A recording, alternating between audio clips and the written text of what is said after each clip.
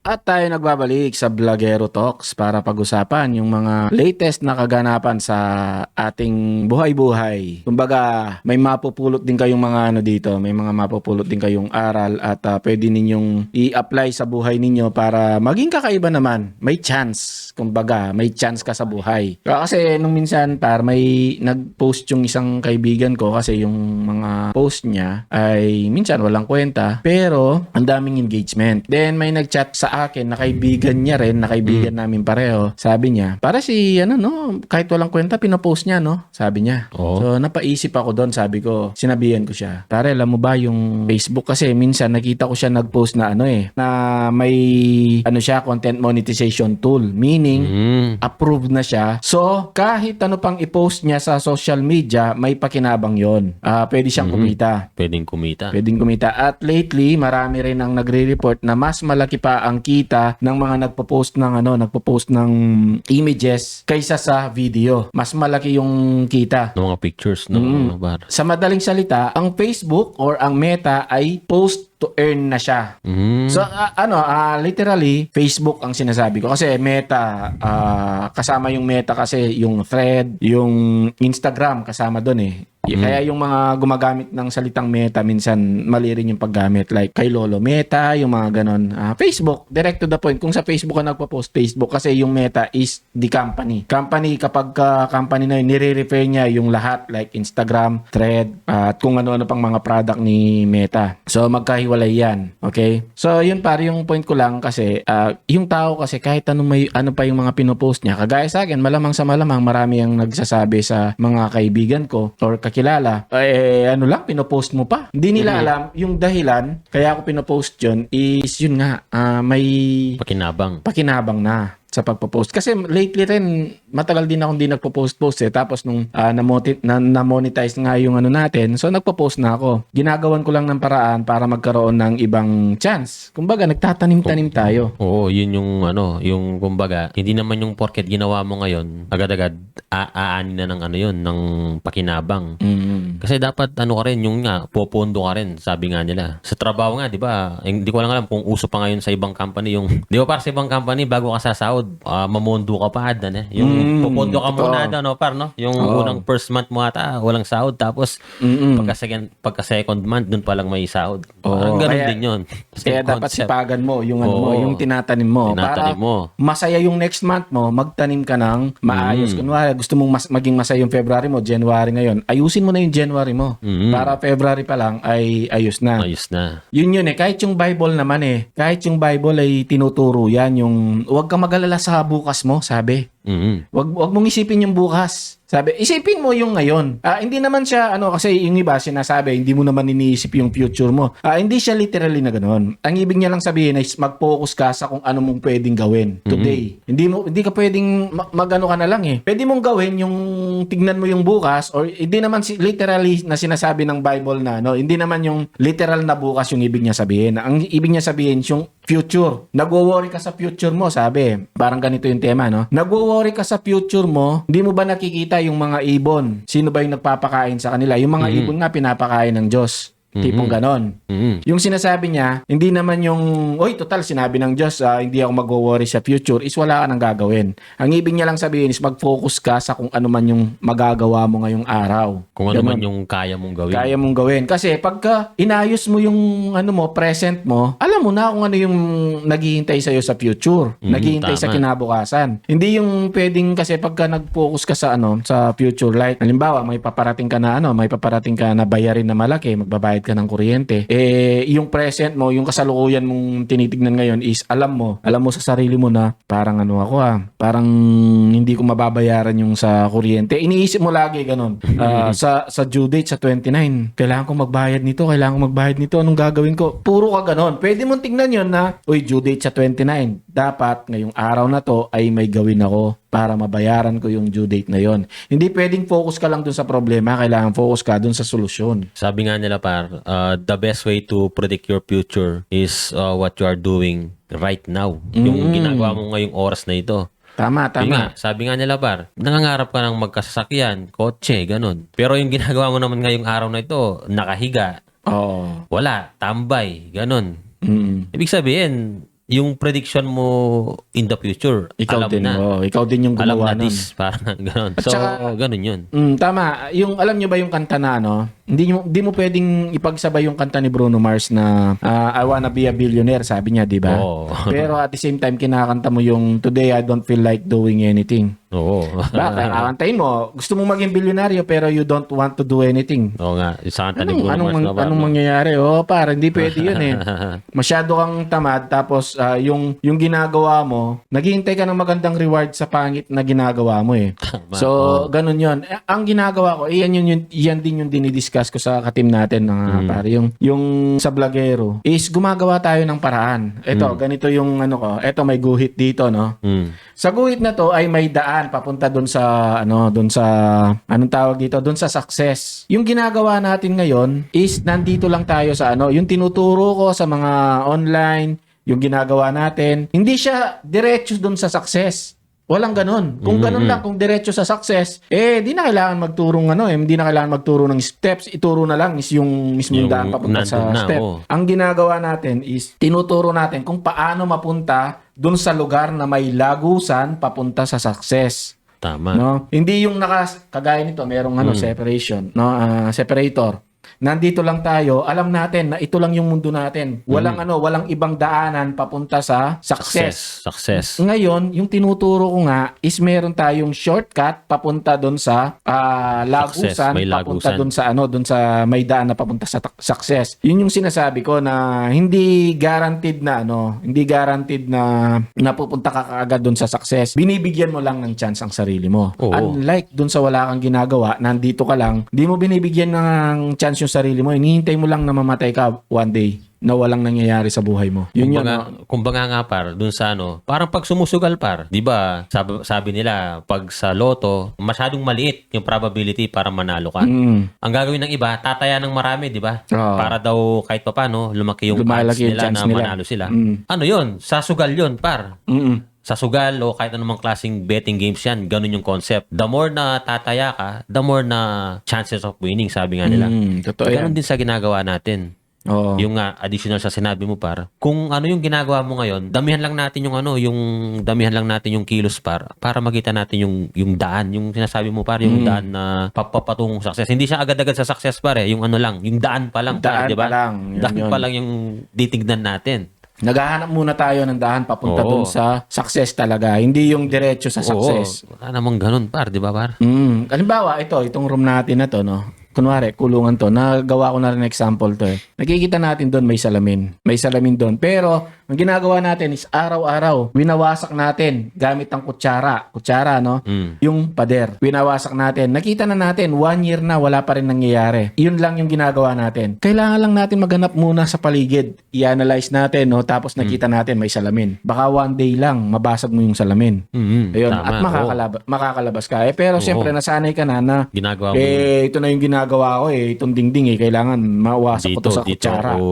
Yung kutsara na yan, hindi niya mawawasak yung dingding. Pader, Yung pader. Hindi niya mawawasak yan. Pero yung same kutsara na ginagamit mong tool, nakita mo sa bintana, may doon, glass. Kayang-kaya niyang basagin. Yun nga lang, may grills. Pwede naman mawasak yun eh. No, at least, kita niyo yung point. Yung same tool na ginagamit mo, pero hindi same yung kinakalaban mo or yung hinaharap mo. Ganon yung natin sa Blagero. Yun yung kaya gusto ko rin na tuloy-tuloy tayo sa Blagero. Mga tol, yung Blagero Talks at saka Blagero, same lang yan. Kaya lang kasi, hiniwalay lang namin yung podcast para hindi nalilito yung mga tao. Hindi kasi lahat ng mga viewers namin doon ay mahilig sa mga ganitong usapin. Baka malito sila, tapos ay ganyan na pala yung mga content nila, ayoko na dito. Baka mano sila par, no? Ngayon, ito, may ginagawa na tayong paraan, no? Nandito na tayo sa lugar na sinasabi ko na alam natin na may lagusan papunta sa success. Hindi ka pa rin pwedeng huminto doon. Uy, nandito na ako sa may lagusan Lagusan, papunta success. Kailangan mo pa rin gumalaw. Kailangan mong hanapin yung ano na yon. The more na hinahanap mo, hanap ka ng hanap, no, makikita mo yan eh. Hanggat ano, sabi nga, di ba, biblical din naman yun na kumatok ka at ikaw ay pagbubuksan. Yun. Maghanap ka at ikaw ay makakasumpong. Yun, biblical yun. Biblical pa, Kaya ang ganda ng ano, kung maghanap ka ng magandang mga motivational at saka magagandang mga salita, nasa Bible na eh. Hindi mo na kailangan yung mga mga motivational guru, mga motivational speaker. Sa Bible lang ang dami. Kasi doon naman halos yung concept ng mga motivational pare. Oo. Tapos para ano lang diyan, additional lang para sa mga bowlers ko na kasama. Para mas ma-elaborate lang sa nila yung ibig natin sabihin. Parang sa kasi merong ngayon yung si Kevin Kiambao, si KQ. Ano yun? Player ng Lasal. Taga Lubao yun, alam ko. Na-invite siya sa Summer League sa NBA sa US. Kumbaga, nabutas niya na yung daan. Daan yun kasi na-invite siya ng Summer League. Pero pagdating doon sobrang lawak pa ng chance na makapasok lang siya doon sa mismong liga ng Summer League. Kumbaga, pa lang yun, invitation pa lang na parang punta ka sa gym na ganito, training. Para yung training na yun, sasalain na naman sila. Sino makapasok sa Summer League? Hindi pa NBA pinag-usapan, Summer League pa lang. Summer League pa lang yun. Doon pa lang, hindi na nakapasok. Kasi, yung nga sabi mo, hindi ka dapat pwedeng huminto doon, Kasi, doon mo lalong mas dapat galingan, di ba? Doon sa mga bagay na gano'n, yung alam mo na yung daan. Ganun.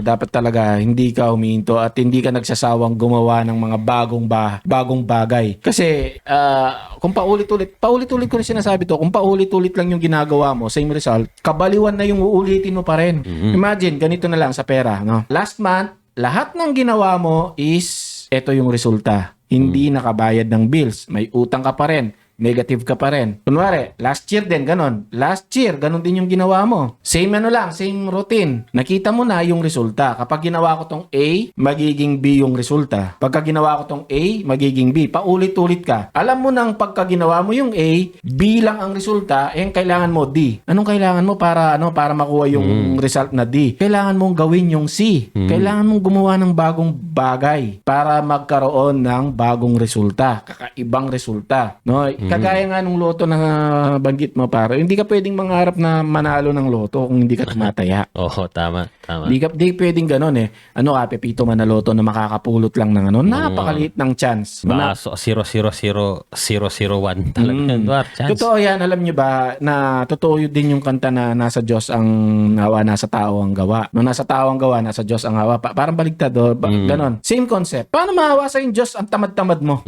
Tama. Paano maawa sa iyo kung sobrang tamad ka? Yung taong ma-effort, alam niya. Alam niya yung taong ma-effort. Nakikita niya. Pantay yung Diyos natin eh. Ang sipag naman ni Juan. Tapos si Pedro ang tamad-tamad. Uy, ibe-bless ko si Pedro. May ganun ba? Wala. Yun? Power trip? Ibe-bless niya siyempre si Juan kasi may ginagawa siya. So si Juan, ganito ang gagawin. Kunwari, ganito yung concept. Parang ganun din yung lagusan kanina. Eto si Juan, nagpaikot-ikot. Eto yung mga iniikutan niya. So sa iniikutan niya, maglalagay ako ng ginto. So kakaikot niya, makikita niya yung ginto dahil sa effort niya. Si Pedro, ang tamad-tamad, natutulog lang. Eto si Pedro, bibigyan ko ng chance. Kahit bigyan ka pa ng chance, no? Ilalagay ko yung ginto sa ilalim ng higa niya. Puro higa lang. Hindi naman tumitingin sa ibaba ng walang effort, wala rin kwenta. Hindi niya rin makikita, no? Hindi niya rin makikita, par. Oh. So, yan yung ginagawa rin namin sa Blogero. Kumbaga, sa pinakamaliit na chance, na sumikat, umita, ayun. Yun yung ginagawa namin. Kahit maliit lang yan, at least may chance. Kumpara dun sa gawa ka ng gawa tapos wala namang chance, no? Tapos, syempre, pag-uusapan pa rin natin yung dagdag na pampadami ng chance para sumikat. So, yun? Pagdating sa content creation. Well, lahat capable na mag-video-video. May camera. So, unang chance mo is meron kang cellphone na may camera. Yan yung unang chance mo. Ngayon, second chance mo is take action. Anong gagawin mo? Bibidyo ka, magbablog ka. Ngayon, third chance mo, papalakihin mo pa yung chance mo kasi yung chance na susunod is depende sa iko-content mo. Nakakita ka lang ng langgam, binibidyo mo. Maliit ang chance. May category yan. Di naman pwedeng, di porke may cellphone ka, di porke may may camera ka, di porke walang hiya ka na sa pagbablog, ay may chance. Madaming ganun eh. Walang hiya na sila sa pagbablog, lahat ginagawa, kayang-kaya na nilang mag-vlog sa public, pero kung walang kwenta naman yung vlog, wala rin. Wala rin. Nandun na yung nandun na kasi yung eagerness mo, nandun na yung kakapalan ng mukha, nandun na yung willingness, at saka yung, ang tawag dito, motivation, lahat, nandyan na. Kaya lang, in a wrong way. Kumbaga ganito, gagawin kong example, nandyan na yung lakas mo. Malakas ka na, tapos may gamit ka na, may espada ka na, may shield ka na, well-trained ka na, alam mo na kung paano makipaglaban. Syempre, alamin mo muna kung ano yung kakalabanin mo. Kahit gaano ka kalakas, may espada ka, at lahat ng may bulletproof ka pa, kalaban mo pala tangke. Wala rin kwenta. Sa content creation, ganun din. Hindi porke marunong kang mag-content, walang hiya ka na, at nakakapag ka na, isipin mo rin kung paano mo ma-entertain yung mga tao. Kasi pagka nakita nila yung video mo, nakita nila, paulit-ulit na kabaduyan, kakorny yan, pass lang yan. Hindi sila magpa-follow sa'yo. Pag hindi sila nagpa-follow sa'yo, panira lang ng algorithm yun. Sa totoo lang, masisira yung algorithm mo. Ngayon, para lumaki yung chance mo, alamin mo yung gusto ng mga tao. Paano mo sila ma-entertain. Tapos, bago mo i-upload, panoorin mo sa sarili mo. Ipapanood mo sa 5 tao. Pagka natawa sila, ayos. Pagka ikaw lang yung natatawa, kasi ikaw yung bida eh. Madalas ganun eh. Pag ikaw yung bida or kakilala mo yung mga bida, matatawa ka talaga. No? Kagaya kunwari, kayo, nag-shoot kayo, kakilala ko kayo. Kakilala ko si Jerk, tapos hindi niya usual na ginagawa yun kunwari, matatawa talaga ako kasi may connection kami, kakilala ko siya. Pero pagkadating sa mga stranger, makikita nila yung ganung klaseng video, nakakatawa pa ba kaya sa kanila? Baka sino ba tong walang hiyang vlogger na to? Ba't ka nagba-vlog? Ang pangit mo. Hindi pong ganon. Alam niyo, pwede ka naman mag-vlog kung pangit ka, pero kung entertaining ka, ganon. Basta entertaining, hindi yung pure kapangitan ka lang. Tsaka kumbaga, additional din sa sinabi mo par. Siyempre, bago ka magbablog par, dapat isipin mo kung anong gusto mo talaga. Gusto mo ba kumita o isatisfy lang yung cravings mo na gusto mo lang, gano'n. Kasi kung gusto mong kumita, dapat yung gusto ng audience, yun yung gawin mo. Hindi yung gusto mo. Pero kung kunyari par, kasi may nagbablog par na, kaya niya na itang pastime kayong potang akong gagawa na. So, malinaw. Pastime mo lang. So, ibig sabihin, kahit abutin ka ng 10 years dyan na hindi ka kumita, dapat okay lang. Huwag kang masaktan. Hindi ka kumikita. Pero kung yung aim mo par, talagang kamukha natin, aim natin kumita para makatulong sa livelihood natin sa araw-araw. So, dapat sundan natin kung ano yung gusto talaga ng mga audience natin. Anong gusto nila. At the same time, yung syempre, yung yung may kaugnayan din sa atin. Syempre, hindi naman pwede yung i-satisfy natin yung gusto ng audience na hindi naman natin masyadong gamay. Kumbaga, passion pa rin. Nandyan pa rin yung passion. Ngayon, i-align mo yung passion mo sa mga audience. So, kunwari, passion mo, no? Passion mo is pagbabasketball. Ba't mo ipapanood yung pagbabasketball mo sa mga mahilig sa soccer? Tama. So, i-align natin. Yun yung gagawin sa'yo ng Facebook. So, since basketball ang trip ng mga to, tsaka content nito, ipapakita ko yan sa mga nagbabasketball. Ganun yung gagawin ng algorithm. Pero, hindi niya gagawin sa'yo yun kung sa una pa lang, yung mga manonood na mga followers mo ay rejected ka na. Alam mo, pangit din yung pangit din yung pagka nakita mo yung isang vlogger ay merong 1 million follower, tapos nakita mo yung views niya is 1,000, 2,000, sira na yung algorithm mo nun. Ang ibig sabihin, makikita ni Facebook yun, no? Na, ang daming followers nito. Ilang beses na natin pinakita sa mga followers niya yung video, parang hindi interested. Wag na natin i-suggest to kasi baka mapahiya lang tayo. Ganun ang algorithm. Sana maintindihan ng iba yan, yung algorithm. Then, eto pa. Ang pagko-content, pag-iisip din yan. Pag-iisip din yan ng strategy. Yung content mo ba is willing may mag-sponsor kung hindi ka man ma-monetize? Kasi yung iba kasi, napapansin mo sa Facebook, focus sila sa focus sila sa, monetize na ako. Di ganon. Alam nyo, yung malaking kita, hindi sa monetization mismo. Nandyan yan sa mga sponsor. Sponsorship, Sponsorship. Baka yung kinita mo ng monetization sa loob ng 1 year, isang sponsor lang. Covered na yan. Covered na, no? Sample niyan si Dino Cornel. Paldong-paldo yung taong yan. Isipin mo, bibigyan ka ng isang PC na halaga is ganito, ganyan. Bibigyan ka ng product na ganito kamahal. While yung iba is nag-i-struggle dun sa ano na yon, so sa kikitain nila. Paano nila mabibili yon? Imagine, ikaw, full effort ka sa pagbablog para kumita sa monetization, tapos yung kikitain mo, hindi man lang mabili yung kalahati ng presyo ng mga binibigay kay Dino Cornel. Hindi man lang ganon. Tapos iba pa yon, bibigyan ka pa ng bayad. Ito yung ROG phone 20. Sa'yo na to. I-review mo to, tapos bibigyan ka pa namin ng $20,000. Grabe, may libreng item ka na, may bayad ka pa. Ganon yung sponsorship. Ang ginagawa mong pagbablog, yung paano ka kumuha ng damo, paano ka mag-video ng langgam. Grabe, sino yung mag-sponsor sa'yo? Mga langgam. Okay, nagluluto ka lang, ibibidyo mo. Yun. Unless na sariling mo yon, yung passion recipe, mo yon for the no? Para lang ma-feel, may ganun kasi, may fulfillment, no? I-video mo, tapos in-upload mo, may nag-view na kunwari, tapos may nag-love kunwari, kahit lang, no? Alam naman natin yan Ako kasi may time na ganun lang Nagtitimpla lang ako ng kape, ipopost ko, ganun. Tapos alam ko naman na yung karamihan doon may sinasabi, magkakape lang dyan pa sa cafe na yan. Di nila alam, may yun, may effort. Tingnan mo naman yung mga picture na pinopost natin, tapos kumpara dun sa mga pinopost nila na ganon. May quality. Posibleng nakita nila, magaling sa photography to. Bro, pwede mo bang picturean yung product ko, tapos i-post mo? Kasi nakikita ko ang daming engagement ng mga post mo. May ganyan, kahit post lang na walang video, posting lang. Kaya yung mga photographer dyan, no, ipopost mo lang na pinicturean mo yung product nila or nasa background, tapos bibigyan kita ng ganito. Hindi kasing maraming mga content creator na hindi nila alam yung ganon. Hindi nila alam mga ways na ganon. Mga ways na ganong paraan. Makikita nila kasi sa panahon ngayon, it's traffic yung pinag-uusapan natin. Traffic sa social media, hindi traffic sa traffic sa social media. Marami kang traffic, marami kang engagement, mas makaka-attract ka ng mas makaka-attract customer at saka mga sponsors. Pero pwede rin naman kasing ang dami mong views tapos wala mang nagpa-follow doon sa may something wrong. Halimbawa, meron kang 300,000 views tapos yung doon wala man lang 1% nag-subscribe sa'yo, nag-follow sa'yo. May something wrong sa mo. Hindi ka entertaining. Nagkataon lang pinaboran ka ng pinaboran ka ng algorithm pero hindi ka entertaining.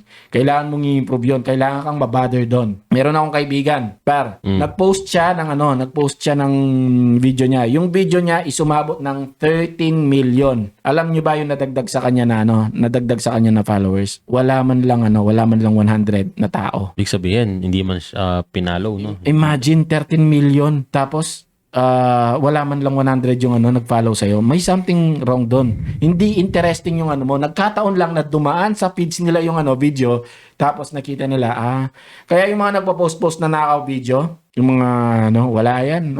Hindi magtatagal yan. Yung ilalagay lang nila yung ulo nila, tapos sasabihin kung ano yung nakikita mo. Parang ginagawa ka pang mga idol, mga lodi, tapos iba pa yung boses. Mga lodi, tingnan ninyo yung tingnan ninyo, yung binuksan niya yung binuksan niya, grabe, kakaiba to. Mga ganun, grabe yung mga salita nila. So, yung mga yon wala na yan. Sa YouTube nga, yun nga yung sinema. Mangyayari yon. Pero hindi totally may work around siya. Hindi totally may work around siya. Hindi totaling AI voice to. Delete na natin. Hindi ganoon, hindi siya ganoon. May work around siya. May work around yon. Yung iba kasi medyo pinapalala din nila para mabawasan kasi naaanoy na sila Isipin mo, ang ganda ng content mo tapos tatabunan lang ng mga walang kwentang mga walang kwentang shorts. Ganon kasi yung algorithm ngayon ni YouTube. So, ayan sa palagay mo, yung ginagawa natin ngayon?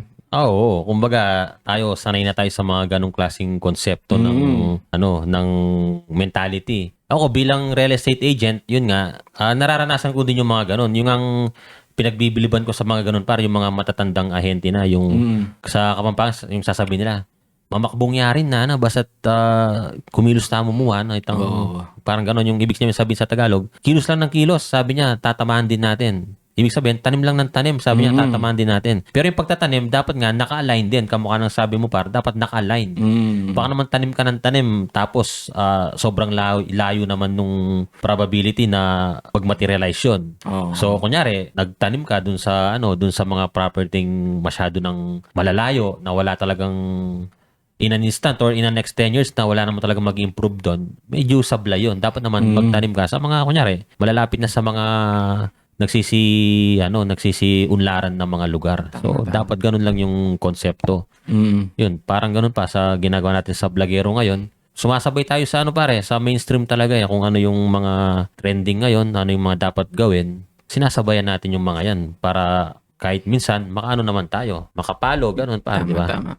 Yun na sample natin sa Vlogero, yung tanim ng tanim par. Kagaya kunwari, kahit meron tayong unlimited palay, unlimited seeds, kung tinatanim natin, kung agis tayo ng seeds natin dito sa mesa na to, alam natin, ito lang yung mundo na pwede mong pagagisan. Kahit punuin mo ng punuin mo ng mga buto-buto yan, walang tutubo. Unlike dun sa labas, kahit sementado yan, yun yung sinasabi ko na may chance of success. Sementado yan, pero sa paligid niya is merong mga lupa-lupa. Merong tubig. Kung try mong doon magsabog ng ng mga seeds, Tama. may chance. May chance. May chance ka.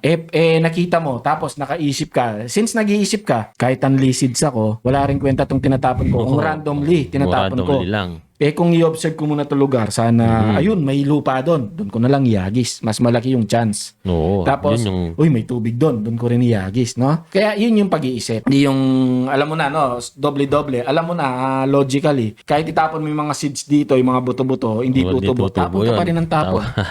Yan yung sinasabi ko na video lang ng video. Doon pumapasok yun, no, Barno?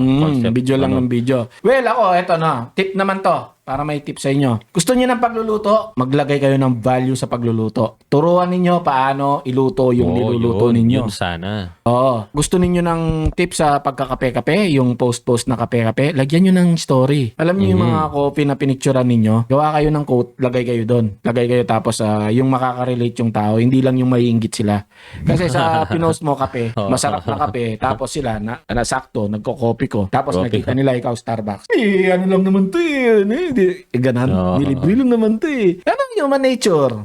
Basic human nature, ganun sila. So, lagyan mo ng quote. Naglagay ka ng magandang quote doon. Nakita niya, related sa kanya yung nakaka-relate siya sa quote na yun, mo. Hindi niya makikita yung inggit Hindi niya makikita yung details. Makikita niya yung quote, sasabihin niya, uy, sakto to Share ko nga. Diba? Iba yung resulta. Yung resulta. Mag-iiba yung resulta. Lagyan mo ng story. Lagyan nyo na ng kung ano man yung ginagawa nyo na video-video na minsan na Pero ito kasi, dito tayo walang laban. No? Pero may value pa rin sa iba.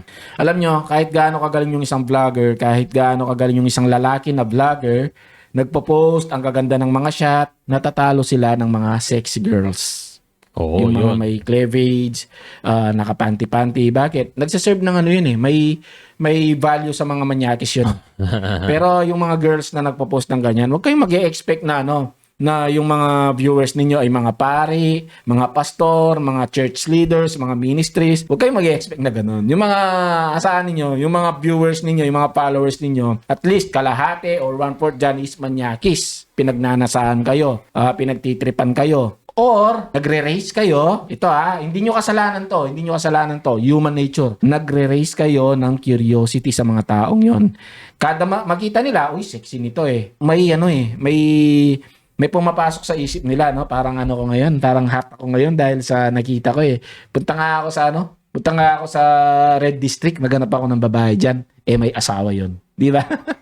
Hindi ko sinasabing ganun yung ginagawa ninyo. Hindi ko sinasabing ganun yung purpose ninyo. What I mean is yung nagiging effect nung pwedeng ganun, yung mga content. May effect yan pero may magandang effect din naman. Like, pwede rin naman na magandang effect na nakita niya, sexy ka, maganda yung kutis mo, may asawa siya. Anong gagawin niya? Uy, ibili ko nga ng ganitong damit yung asawa ko. Ibili ko nga ng makeup tong asawa ko. Pagandahin ko nga yung asawa ko. Pwedeng ganun pwedeng or kung babae naman sila, uy, gusto kong maging kagaya niya. Inspiring. Pwede rin yung mga positive effect. Pero sa'yo parang yung effect. Effect ng mga ganun sa'yo. Iba yung epekto nun, par. Iba yung epekto. Anyway, yun yung punto lang namin, Magtanim lang tayo ng magtanim sa tamang taniman. Magtanim lang, tama. Sa at bigyan natin ng chance o laban yung buhay natin. Alright. Okay? So, yun lang at maraming salamat and Vlogero Talks out. Right.